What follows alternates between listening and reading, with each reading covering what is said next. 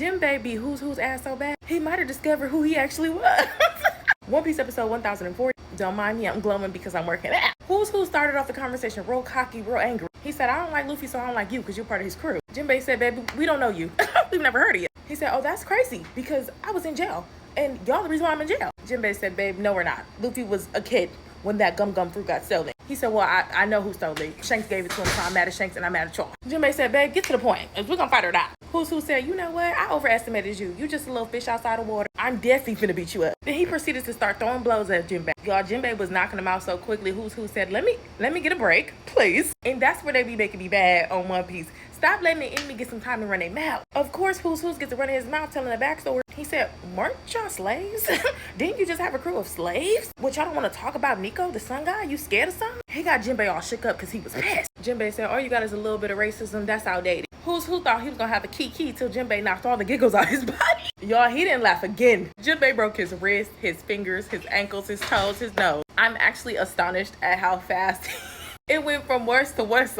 Jinbei said, you think this is a joke? These are people's lives. Slavery is real. You talking about it like it's a game or something. But I'm going to show you. And ultimately, Jinbei won. I like this episode because they did do a flashback of Jinbei and him getting on the crew with Luffy. Because Who's loved to point out that he's under some little snot-nosed kid. But I didn't realize Jinbei has actually kept Luffy alive a couple of times. And I'm glad he a part of the crew. I ain't gonna lie. Any man that can grab a man by his throat and choke slam him on the ground like he in WWE is cool with me.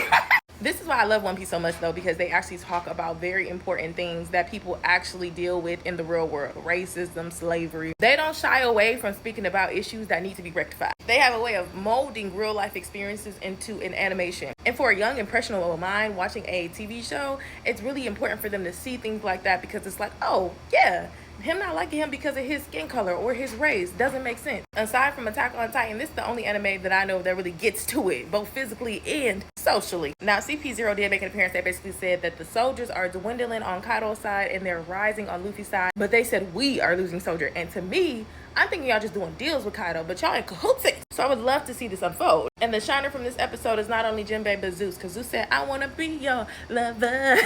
Nami said no, but we could be cool. That boy got to turn it up more than he ever did with Big Mom. He said, I'm going to prove why I need to be here. Keep it up, buddy. We need ya.